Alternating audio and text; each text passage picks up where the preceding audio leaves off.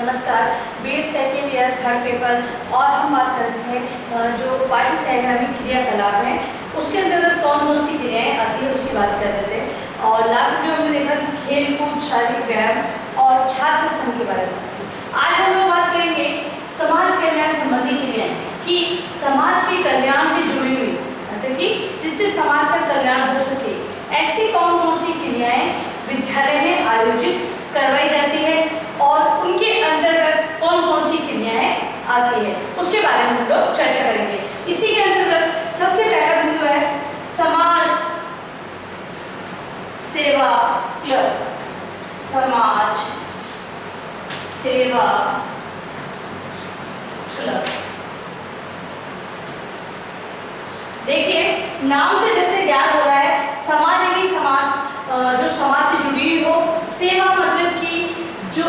जिनका आधार सेवा पर निर्भर करता हो या जो सेवा को आधार मानकर बनाई गई हो, तो समाज सेवा क्लब। समाज सेवा क्लब के अंतर्गत क्या होता होगा, तो समाज सेवा क्लब के अंतर्गत समाज से जुड़े हुए कार्य करवाए जाते हैं, जिनसे कि लोगों का भला करना, जैसे कभी बाढ़ पीड़ित है लोग हैं उनके लिए धन एकत्रित करना, जरूरतमंदों के लिए कपड़े भोजन की व्यवस्था करना। जैसे कि हाल ही में इतनी बड़ी महामारी चल रही थी, तब विद्यालयों ने भी अपना योगदान दिया और वहाँ पर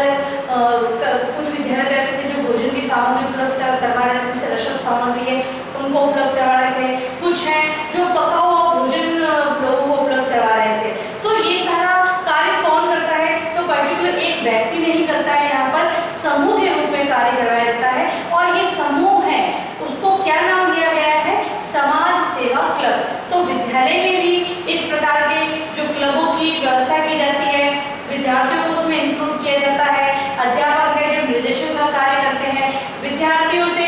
इस प्रकार जैसे कि कभी कुछ जैसे कि हाल मतलब कि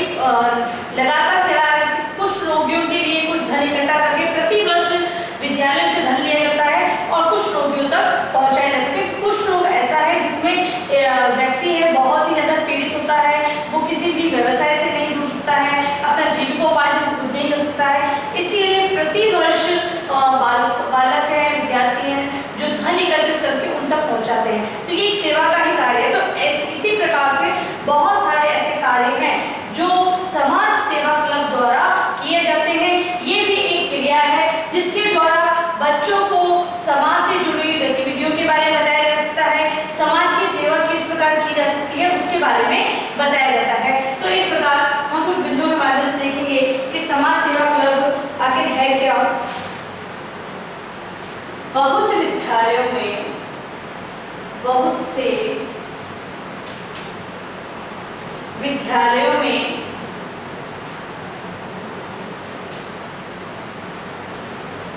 बहुत से विद्यालयों में समाज सेवा क्लब, समाज सेवा क्लब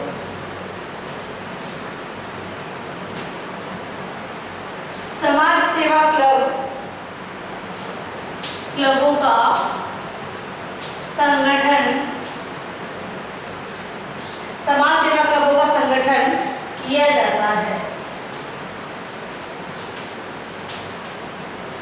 अब यहाँ पर बहुत से लिखा है कि बहुत से मतलब कि ज्यादातर विद्यालयों में ये व्यवस्था की जाती है और कुछ एक विद्यालय होते हैं वो इन्हें प्राथमिकता नहीं देते हैं, वो वहां पर ये क्लबों का निर्माण नहीं करवाते हैं, लेकिन अधिकतर जो विद्यालय हैं वहां पर ये क्लबों का निर्माण या संगठन किया जाता है।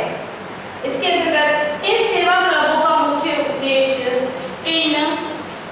सेवा क्लबों का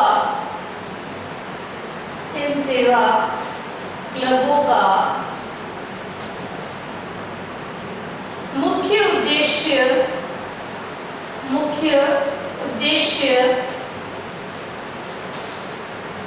उद्देश्य जनता की सेवा करना है, जनता की सेवा करना,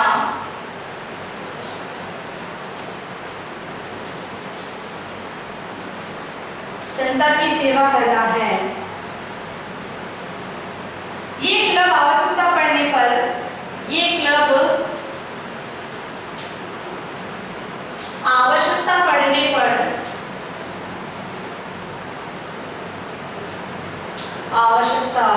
पड़ने पर अपनी सेवाएं देता है, अपनी सेवाएं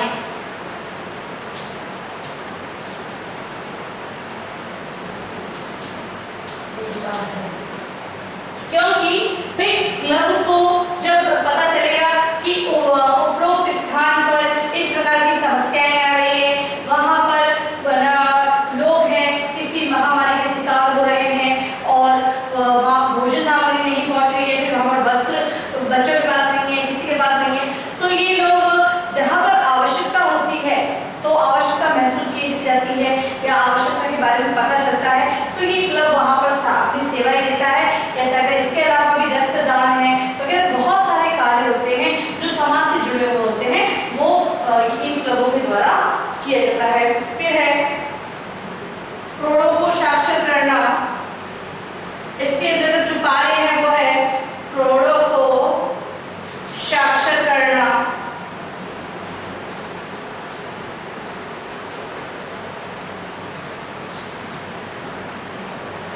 बाढ़ पीड़ितों की सहायता करना,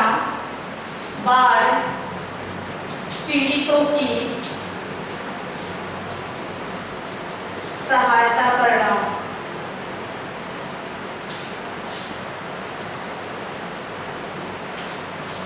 बाढ़ पीड़ितों की सहायता करना, भोजन तथा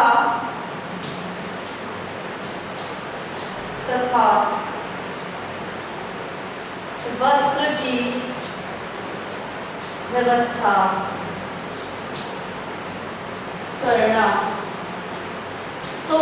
कुछ इस प्रकार से ये कार्य करते हैं, जैसे कि जो प्रौढ़ है, जो पूरे हो चुके हैं लेकिन अब आवश्यकता महसूस की गई है कि उन्हें भी साक्षर किया जाए, तो सरकार अपनी योजनाएं चलाती है और इन क्लबों के माध्यम से क्या किया जाता है, प्रौढ़ों को साक्षर किया जाता है। बाढ़ पीड़ित है, कहीं पर अकाल जैसी स्थिति है, तो वहां पर ये सेवाएं अपनी सेवाएं देते हैं, किस रूप में, भोजन उपलब्ध कराकर, वस्त्र उपलब्ध कराकर और जरूरतमंद चीजों को उपलब्ध करवाकर ये अपनी सहभागिता निभाते हैं। इन क्रियाओं द्वारा अब जब ये क्रियाएं करवाई जाती है तो इनसे क्या लाभ है, तो इन क्रियाओं द्वारा बालकों का, इन क्रियाओं द्वारा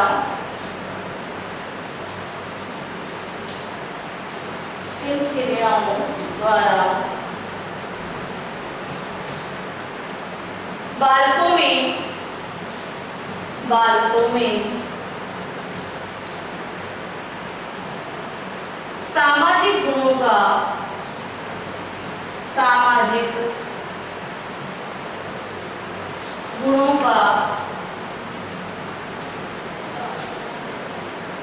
विकास होता है।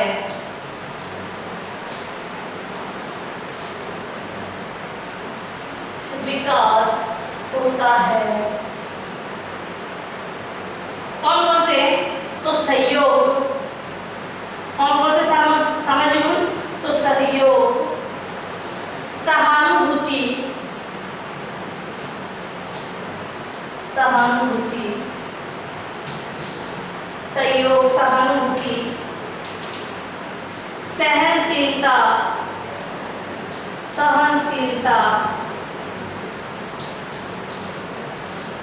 इसके अलावा और भी बहुत सारे गुण होते हैं जिनका विकास होता है सामाजिक से। फिर जिस प्रकार की क्रियाएं विद्यार्थियों द्वारा समाज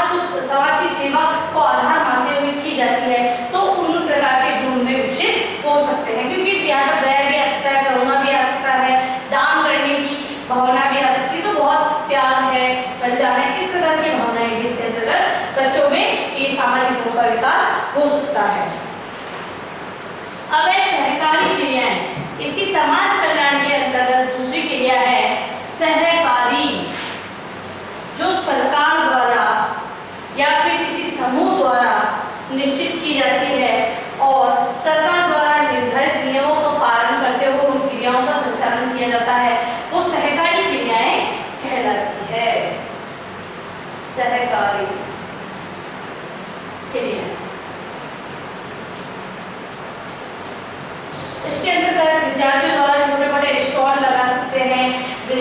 जैसे कि विद्यालय के अंतर्गत ही कोई छोटा सा स्टॉल लगा दिया और कम दामों पर लोगों को सामग्री उपलब्ध करवाना, मतलब कि कम दाम से मतलब ये कि जो विद्यार्थी इस शॉप को लगा रहा है उसका जो लाभ है वो भी मिल जाए और अगले विद्यार्थियों को भी ज़्यादा रेट में जो माल मिल रहा है वो भी मतलब कि वो दुविधा ना हो, मतलब कि जहाँ पर उसे 10 रुपये में चीज़ खरीदनी पड़ रही है वो उन्हें यहाँ पर 5 या 7 रुपये में मिल जाए, इस प्रकार की कोई व्यवस्था हो जाए तो ऐसी शॉप वगैरह खुलवाई जाए। तो सहकारी यहाँ पर सरकार द्वारा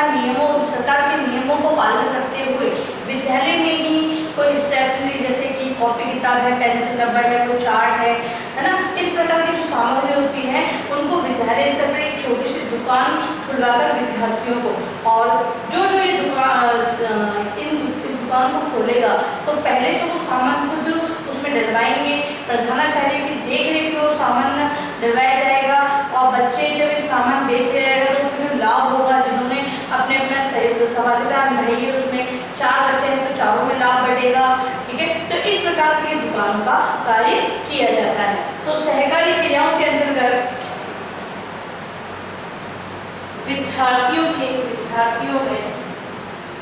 विद्यार्थियों में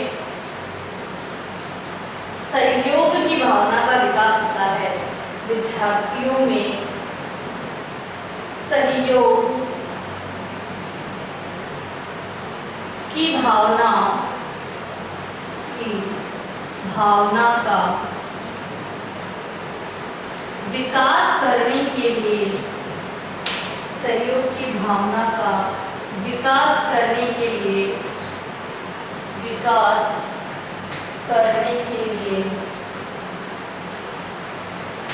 ये क्रियाएं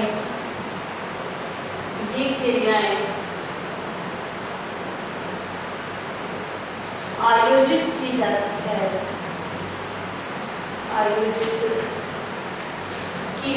है,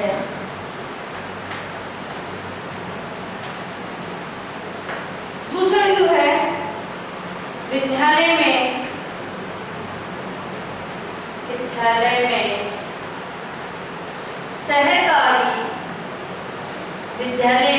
सहकारी समिति का गठन किया जाता है। सबसे पहले तो समिति बनाई जाएगी तभी तो इस प्रकार के कार्य करवाए जाएंगे, तो सर्वप्रथम समिति का गठन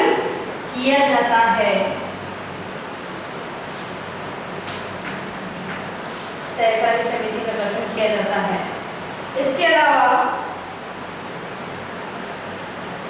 विद्यार्थी अपने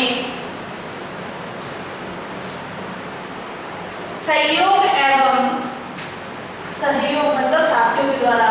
साथ मिलकर साथ में योग करते हुए सहयोग एवं भागों की सहायता से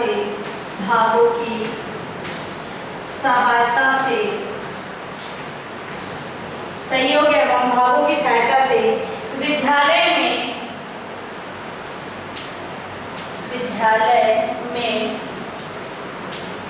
सहकारी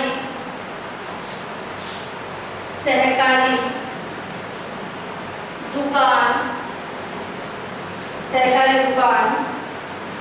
या सहकारी बैंक या जलपान गृह, पानी पीने का जलपान गृह आदि स्थापित करते हैं,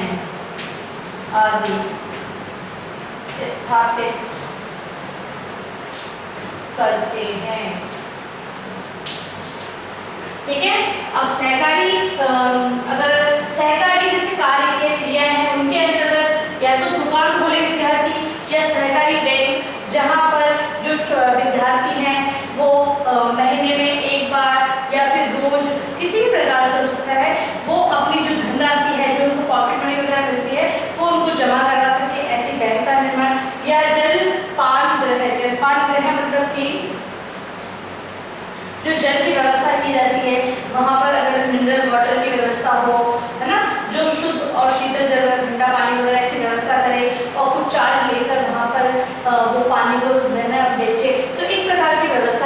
सहकारी क्रियाओं के अंतर्गत आती है। तो विद्यार्थी है पहले तो कमेटी का गठन करेंगे, उन कमेटी के कुछ नियम होंगे, उन नियमों के आधार पर ही ये थोड़ा, क्योंकि ये है वो व्यवसाय नहीं है, केवल एक व्यवसाय क्रिया कह सकते हैं कि बालकों को बालकों के अंदर सहयोग है और ये जो नेतृत्व की क्षमता है इसका विकास करने के लिए ये सारी क्रियाएं करवाई जाती है और ये जो है सरकार के नियमों के आधार पर ही फॉलो करवाई जाती है बच्चों को। मतलब जो सहकारी मतलब कि सरकार से जुड़ी हुई जो संस्थाएं हैं जो इनका संचालन करती है उनके द्वारा ही ये सारे कार्य करवाए जाते हैं और उनकी देखरेख में ही सारे कार्य होते हैं, क्योंकि प्रत्येक व्यक्ति बैंक खोल कर बैठ जाए ऐसा नहीं होता है, ठीक है ना। तो हर किसी को परमिशन नहीं होती बैंक होने की, लेकिन सरकार के कुछ नियमों के आधार पर विद्यार्थियों को सहकारी बैंक या फिर ऐसा समूह जो जरा पैसा इकट्ठा करे और जिस विद्यार्थी को जरूरत है उसकी जरूरत के समय उसे वो पैसा उपलब्ध करवाए, ऐसी व्यवस्था वहाँ पर विद्यालय के अंतर्गत की जाती है। इन कार्यों से जो लाभ प्राप्त हो, जो लाभ प्राप्त होता है वह उन विद्यार्थियों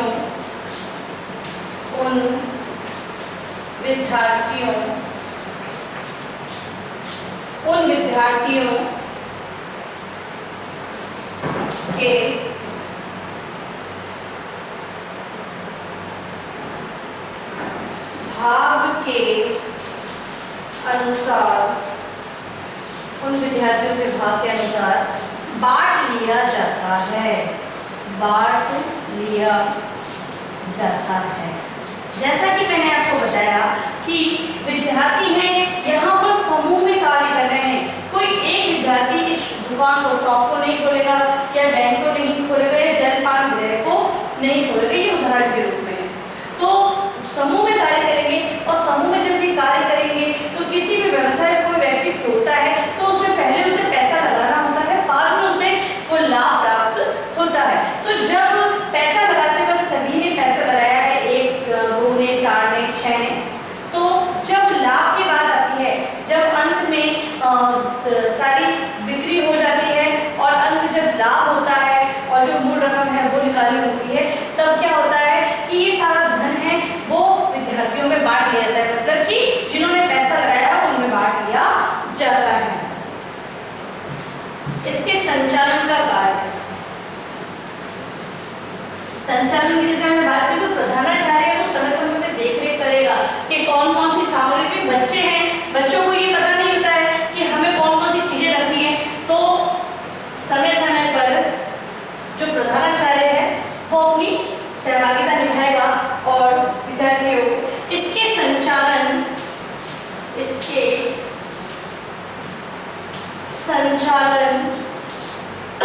का पूर्ण दायित्व, संचालन का पूर्ण दायित्व, इसके संचालन का पूर्ण दायित्व विद्यार्थी पर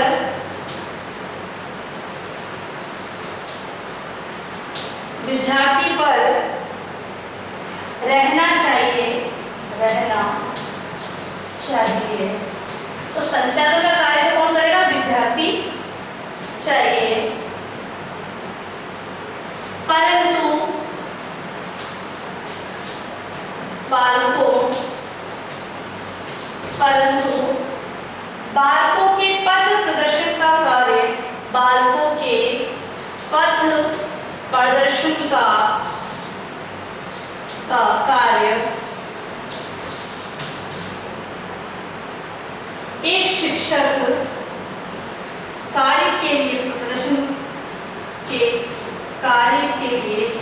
पथ प्रदर्शन के कार्य के लिए, पथ प्रदर्शन कार्य के लिए एक शिक्षक नियुक्त करना चाहिए। एक शिक्षक नियुक्त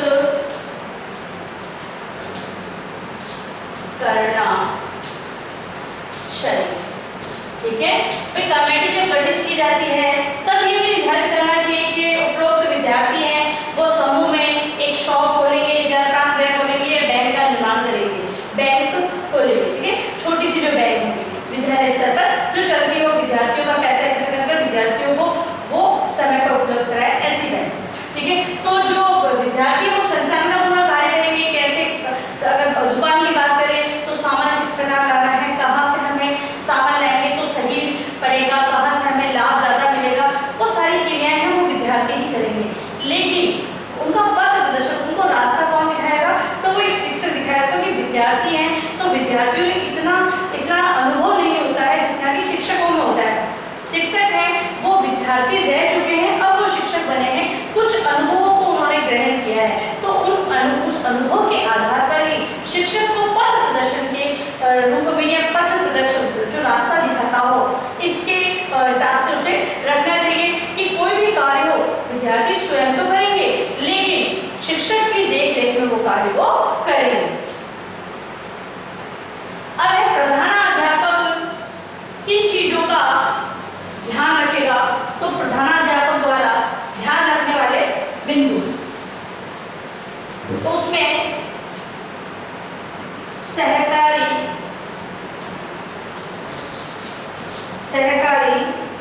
भंडार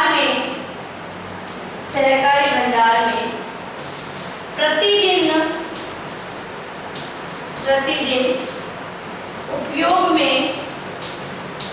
प्रतिदिन उपयोग में आने वाली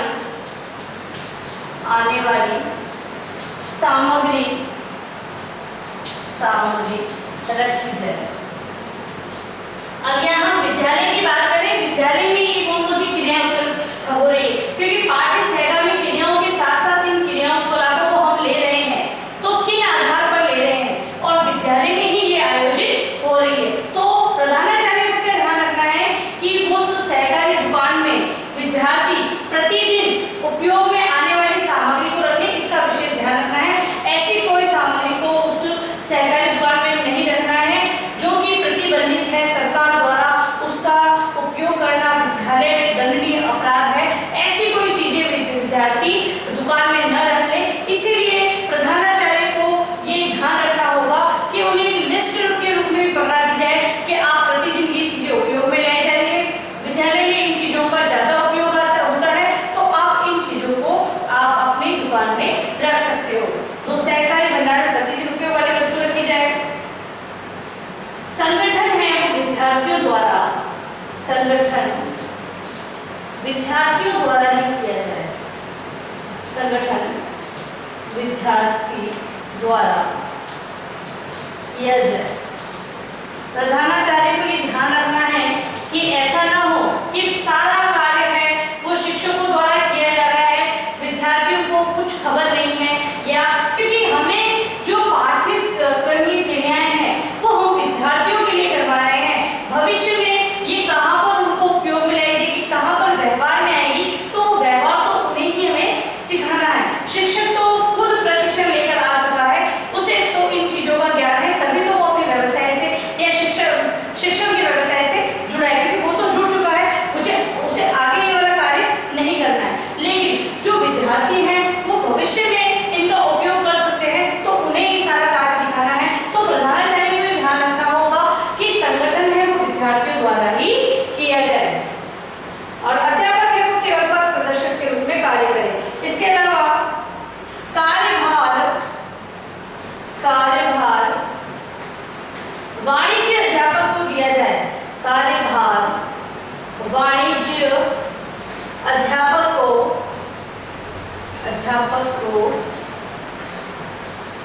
दिया जाए। भाई वाणिज्य अध्यापक को क्यों दिया जाए, तो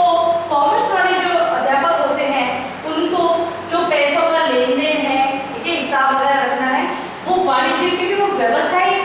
एक पार्ट कहें या फिर व्यवसाय, क्योंकि जो आर्ट्स है वो आर्ट्स का बहुत ही विस्तारित रूप है, ठीक है, उसमें एक शिक्षक की बात हम कर लेते हैं। और अगर हम वाणिज्य की बात करें तो वाणिज्य वाला अध्यापक है उसने अगर बैंक की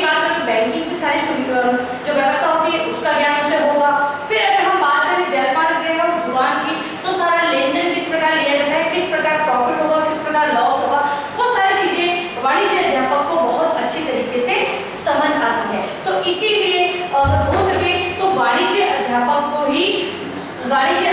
को कार्यभार दिया जाना चाहिए। इसके अलावा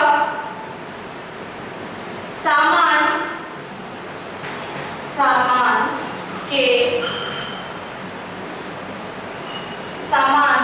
का क्रय विक्रय बैठकों में निश्चित किया जाए।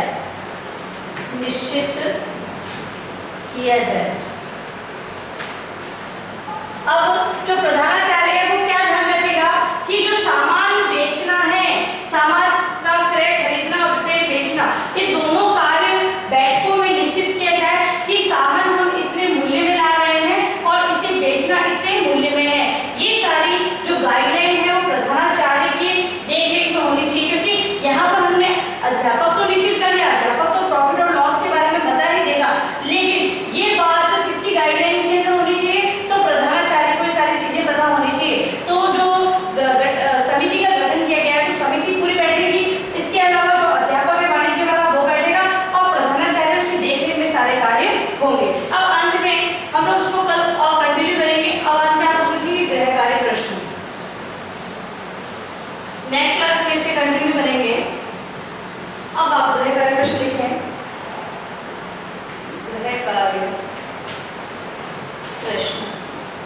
इसके अंतर्गत आप लिखेंगे समाज सेवा क्लब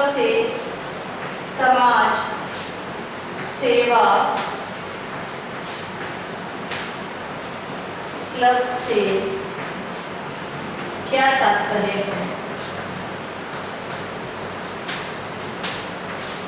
आपको समाज सेवा क्लब के बारे में बताना है और उदाहरण सहित इसका वर्णन करना है। और अंत में आप लोगों से निवेदन है कि आप लोग जब भी घर से बाहर जाए